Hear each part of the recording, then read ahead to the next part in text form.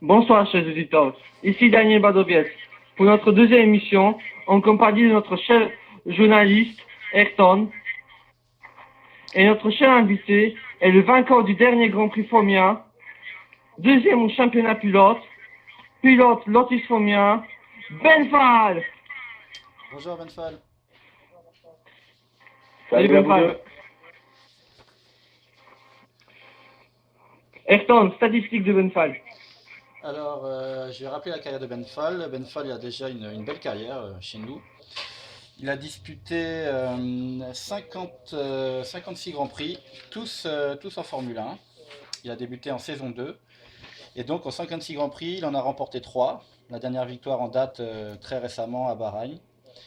Il a déjà réalisé 8 pole positions et en tout 15 podiums. Son meilleur classement, ça a été lors de la saison 3 et 4. À chaque fois, il a été 6e, vraiment proche du top 5, mais à chaque fois, il n'a jamais réussi à l'intégrer. Il a une carrière qui a débuté longtemps avec Force India, et puis depuis la saison 4, c'est avec Lotus. Lotus avec qui il court encore aujourd'hui, et pour le moment avec succès. Voilà pour, en quelques chiffres pour la carrière de Ben Fall. Ben Fall, vous attendiez à une telle début de saison?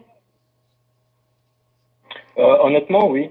Oui, dès que le nouvel opus est sorti et que je l'ai eu entre les mains, je me suis senti à l'aise tout de suite. En mettant mes réglages qui ne correspondaient pas sur le F1 2012. Ici, il fonctionne parfaitement, quoi. Donc oui, je m'attendais vraiment à être compétitif dès le début de saison. Mais de là à gagner dès le quatrième Grand Prix, c'était quand même une surprise. En dominant complètement. En dominant, oui, tout à fait. Ouais. Ouais, Quand j'ai vu qu'à l'arrivée, j'avais plus de 40 secondes, waouh. oui, c'est ce que j'allais préciser, une victoire vraiment convaincante, 40 secondes d'avance. Et comment dire, comment jugez-vous par contre, c'est votre coéquipier Tagad qui a par contre un peu plus de mal, alors qu'on l'attendait aussi parmi les premiers. Bah, déjà, il a eu une absence. Donc déjà, là, on peut pas le juger sur une absence. Puis, ouais, il y a eu notre accrochage à l'avant-dernier Grand Prix. Bon, c'était malheureux. C'est un peu timide de sa part, le début de saison. Mais malgré tout, ici à Bahreïn, il fait la quatrième place. Il est sur le bon wagon pour rebondir pour les prochaines courses. Hein. Ayrton, voulez-vous nous parler de la première partie de l'émission de la Formule 1? Alors oui, donc pour la première partie de l'émission, on va rappeler les résultats de Bahreïn en Formule 1. Donc comme on l'a dit, c'est Ben Fall qui a gagné, donc une victoire assez large avec plus de 40 secondes d'avance sur un revenant, Salva, qui est très malheureux depuis le début de saison. Il avait connu 3 abandons d'affilée, a réussi à réagir par un beau podium. C'est quand même plus fidèle à son niveau, donc une belle réaction. Et troisième, bah oui, troisième Fed, donc qui après 3 victoires d'affilée a connu un petit coup de moins bien, mais bon, en même temps, troisième, ça reste un très bon résultat encore. Et bah, Fed qui est d'ailleurs donc leader encore en championnat évidemment, avec 17 points d'avance sur Ben Fall. Donc après 4 courses, ça reste quand même assez serré. En parlant, Ben Fall, peux-tu nous donner tes avis généraux sur la Formule 1, Fed, Williams et les autres? Bah, mon sentiment général, déjà, c'est qu'en Formule 1, c'est un groupe, un bon noyau, quoi. Il y a vraiment une bonne compétition, des bons pilotes. Un E.T. au sommet de son art aussi, triple champion. Et ici, bon, il est parti pour son quatrième. Bah, j'espère lui donner un peu de mal quand même. Et il a créé la surprise aussi en signant chez Williams. Et puis bon, bah voilà quoi. Et qu'est-ce que tu penses de nouveau en Formule 1? J'ai pas compris. Qu'est-ce que tu en penses de nouveau Epitech, Mimi, Discard Mimi et Dictart, pardon, ne sont pas des nouveaux. Mais c'est vrai Oui, que mais Mais ils viennent de revenir en Formule 1. C'est ça. Ouais, ils arrivent en Formule 1, mais c'est aussi des bons pilotes. Mon Mimi, il n'a pas eu la chance avec les déconnexions, et je sais de quoi je parle parce que j'ai eu ça la saison passée. Dick aussi, qui avait déjà roulé en Formule 1, qui est un bon pilote, mais bon, c'est vrai qu'ici, le niveau est très très élevé par rapport au GP2. Et bon, Epic Tech, par contre, lui, il impressionne. Il est très très très très rapide et il me fait très très très peur. Et une blague de Kylian. Ah ouais, aussi un très bon pilote. Je l'avais oublié, désolé, autant pour moi. Une bonne recrue pour Red Bull en tout cas. Fred avait besoin d'un super bon équipier. Il en avait un bon avec Epitech, mais bon, il nous a abandonnés, on va dire. Et ici, c'est une très bonne recrue. Il ramène des gros points. Je pense qu'il peut aussi faire des coups d'éclat. Comment dire, après toute la semaine avant le Grand Prix de Baragne, comment dire, on t'a vraiment annoncé comme le grand favori après les essais libres. Et comment dire, la pression Ouais. était vraiment forte à ce moment-là ou pour toi t'étais assez serein? Quand j'ai vu les essais libres, je me suis dit qu'il y avait un grand coup à jouer. J'ai vu que Fed il avait un peu de mal. Bon, je doutais un petit peu, je pensais qu'il en avait encore sous le pied, et puis pour finir, il s'avérait que non. Et arrivé à la course, enfin du moins en qualif, la pression était énorme, donc j'ai pas fait le meilleur tour, mais j'ai réussi à faire la pole position. Donc j'ai quand même mis 3 ou 4 dixièmes de plus que mon meilleur tour en semaine. Et arrivé au départ, ouais, la pression était très très énorme. J'avais fait beaucoup d'essais. Je ratais mes départs systématiquement. Et ici, le départ a été très très très bon. J'ai pu contenir Fed et Epitech. Et une fois arrivé le premier virage, je suis parti. Certes avec une petite pression de Fed, mais très vite j'ai pu garder mon calme et foncer devant, quoi. Mais la pression était forte. Ouais, je comprends, ouais, j'imagine. La deuxième partie de l'émission, donc, est la GP2. Je vous rappelle le podium. Victoire du Quentin, quatrième de la saison. Deuxième, c'est toi, Ayrton. Bien joué. Merci. Et mon troisième. Eh ben, bien joué.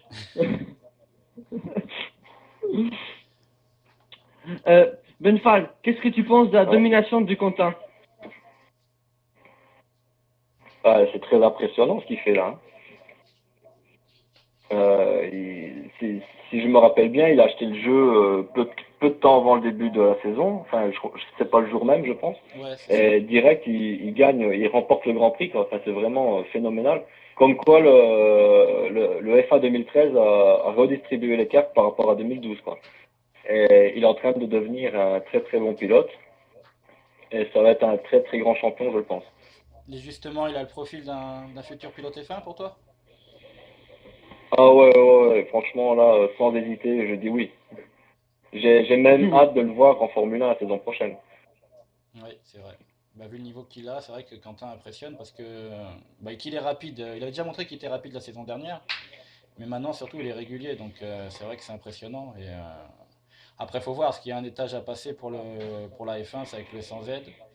Et justement, toi qui as connu la F1 depuis la saison 2, comment tu juges l'évolution? Parce qu'il y a eu des changements de règlement à peu près à chaque saison, et maintenant on arrive à 100Z complètement, plus des courses en 100%, c'est quand même beaucoup plus exigeant. T'en penses quoi de cette évolution? Ben, que ça a été remarquable. Honnêtement, passer des mi-aides au sans aide, ça a déjà été un bon changement, où c'était vraiment le pilotage à l'état pur. Et ici, de passer à 50 à 100%, mais c'est formidable. Même si j'étais réticent au début, parce que je me dis, tenir une heure et demie en course, ça va pas être évident. Mais justement, en faisant un 100%, quand tu fais une erreur, tu as plus de chances de rattraper ton retard, on va dire. Et ouais, c'est vraiment génial, quoi. Ouais, je suppose. Mais ouais, c'est vrai Et que en moi, revenant, ah non, j'allais dire personnellement que moi justement, c'est ça qui fait la différence entre le GP2 et la F1. Moi, je parle de mon avis perso en tout cas. C'est que ouais, j'ai du mal, j'ai Mhm. déjà essayé des courses de 100%. Et c'est vrai que moi j'ai du mal à garder la concentration sur une si longue distance. Et je pense que c'est ça qui fait une des différences, il y en a d'autres évidemment, mais entre un pilote F1 et un pilote GP2. Bah, d'ailleurs, Daniel, Oui. t'as pu le voir aussi, toi aussi. Ah oui, oui, j'ai fait les courses d'intersaison. La première moitié de, ça allait encore bien, mais ensuite, Bah, exactement ça. Moi, après la mi-course, je commence bah, comment dire, à flancher, la concentration est moins là. Et c'est vrai que c'est fort. Ce qu'ils font à F1, franchement, ça, c'est fort. Et puis je vais rajouter aussi, c'est au niveau de la stratégie, quoi. Oui, aussi. Parce que là, ah oui, oui. bon, ça dépend comment tu l'approches ton Grand Prix. Moi, personnellement, tous les Grands Prix, maintenant, j'opte pour une consommation agressive. Donc, j'emporte très peu de carburant au départ. Donc, qui demande une forte gestion de carburant. Et puis aussi, au niveau stratégie des pneus, quoi. Là, c'est un truc, surtout avec le F1 2013, on voit le changement par rapport à la saison passée. L'usure des pneus est plus rapide. Et ça peut redistribuer des cartes si tu fais une mauvaise stratégie de pneus, quoi. Et justement, les pneus, comment tu t'en sors avec? Ah bah, je m'en sors bien. Honnêtement, je m'en sors bien dans tout. Je suis content dans tout. Je suis vraiment très à l'aise avec la voiture. Bon, on va dire que c'est la Lotus. Je sais il y a eu un débat face à cela. Mais ouais, je me sens en totale confiance vis-à-vis de ça. Ouais. Aussi bien l'usure des pneus que la consommation. C'est juste au niveau de la pluie que là, c'est plus compliqué. C'est même plus compliqué que la saison dernière. Sinon, Benfal, pour revenir un peu sur les GP2, que penses-tu des autres pilotes et écuries? Dans quel sens tu parles de comment je pense des pilotes Ben, d'avoir roulé avec eux ou c'est comme tu veux, avoir roulé avec, oui. bah je pense qu'il y a une bonne équipe aussi là en GP2. Par contre, moi il y en a un qui me surprend, c'est aussi Jean-Jean qui est tout le temps dans les points, même s'il fait pas partie des meilleurs entre guillemets. C'est pas pour le dévaloriser, mais je veux dire il termine tout le temps les grands prix. Il est très régulier là-dessus, donc chapeau à lui. Ouais, c'est vrai. Ayrton aussi qui a l'air pas mal ici cette saison. Bah, toi aussi, Bado, t'as l'air pas mal, même si on se connaît pas trop, parce que je roule qu'en Formule 1, donc j'ai pas beaucoup de... À part les entraînements où on roule ensemble, mais je peux pas juger les pilotes à ce moment-là pendant les entraînements. Par contre, un qui me descend un petit peu quand même, c'est Steven. Steven, j'ai été coéquipier avec lui pendant la saison 3, je pense, ouais, c'est ça, chez Force India, Deux, où deux. on avait annoncé un très beau... La saison 2. Ouais, c'était la ouais, saison 2. Merci, Ayrton. Non, la saison 3 aussi, non? C'est pas la saison 3 où il y avait un championnat constructeur Ah GP2 ouais, et oui. pilote En fait, F1 mélangé. si t'as raison, en fait, Ouais, oui, mais vous ouais, ouais. étiez Donc plus, on avait fait un Allez, bon début de mais championnat et vous étiez puis plus dans très la même vite. Enfin bref, catégorie. ouais, voilà. C'est dommage pour lui parce que c'est un très bon pilote et dommage pour ses absences ou l'irrégularité. Mais bon, ça je peux pas le juger non plus parce que j'ai été irrégulier les saisons passées aussi. Donc, mais c'est dommage pour lui parce que c'est un très bon pilote. Non, bah, les autres, ouais, je les connais pas plus que ça, quoi. Greg, dommage pour Greg parce que il a été en Formule 1, il descend en GP2, voilà, quoi. Pauvre Greg. il va se rattraper. On lui souhaite. Reconen, c'est un très bon, lui. Par contre, Reconen, ouais, je m'en rappelle pendant l'intersaison où j'ai fait quelques courses avec lui, de belles batailles. Ouais, c'est un très bon, lui. Très bon pilote. Ah, mais Raiko, tout le monde l'aime bien. C'est vrai. Ah ouais, ça, et en plus, il est correct sur la piste et tout, il y a rien à dire pour ça. Coucou Et, Raiko. désolé pour ceux que j'oublie, hein, de tête, de mémoire, désolé. Ok. Euh, sinon, la troisième partie, ce sera dans les paddocks. Sinon, Benfal, comment as-tu vécu l'épisode de la saison dernière à Monaco et les 10 connexions plus tard? Ouais, ça remonte à loin, ça. Oh là là là là. On réveille les vieux démons, là.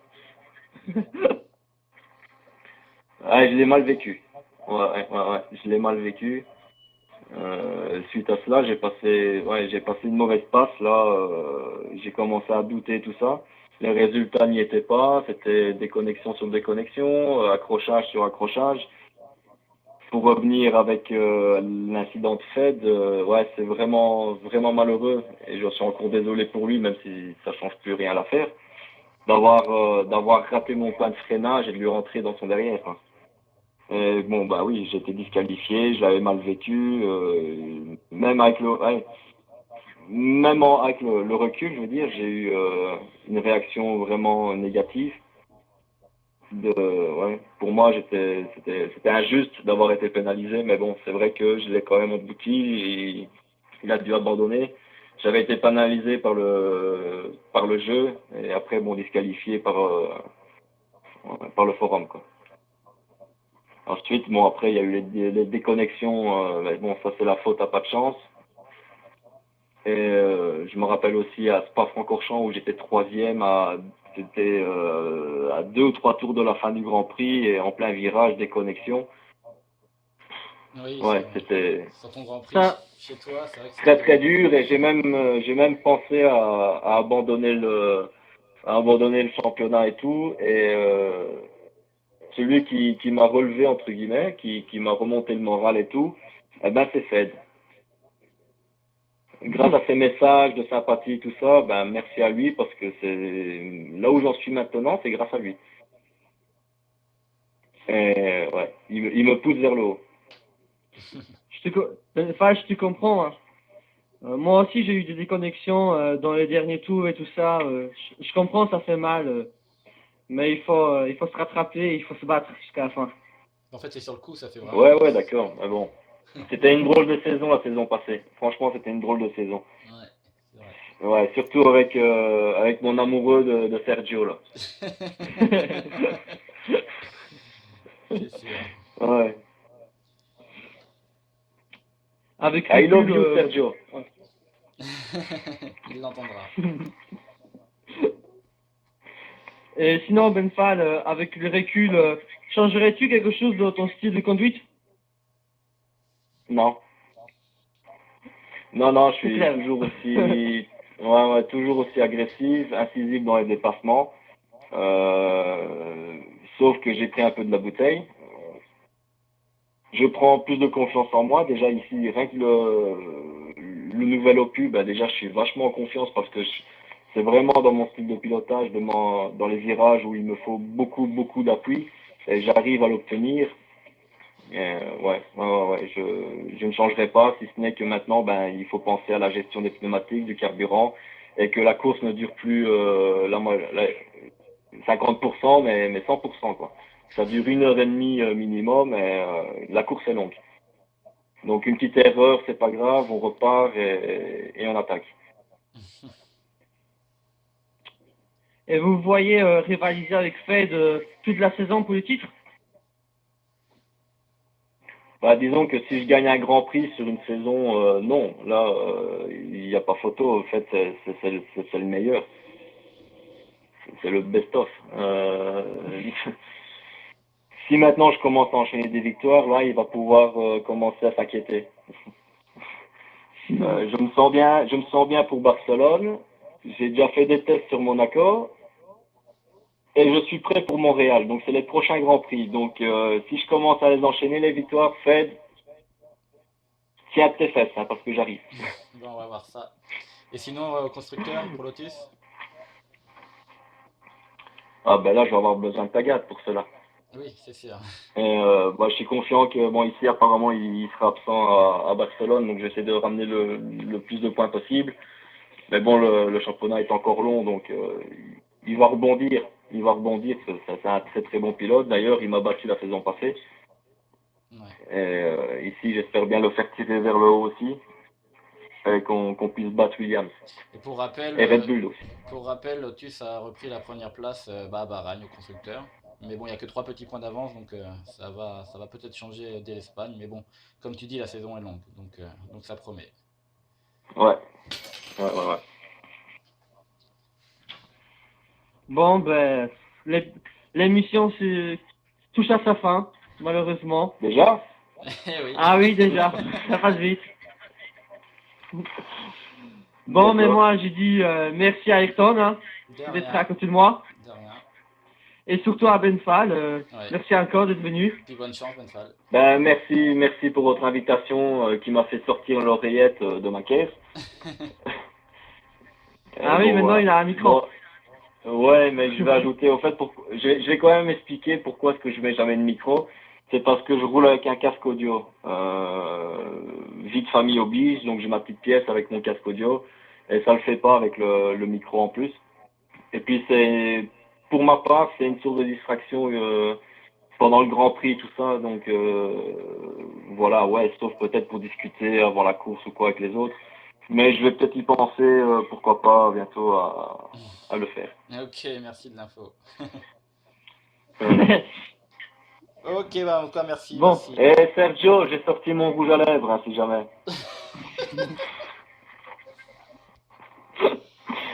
Sur ce, bonne soirée. Merci, merci en tout cas. Allez, Salut. salut tout le monde. À la Salut, prochaine. salut. La suite au prochain numéro.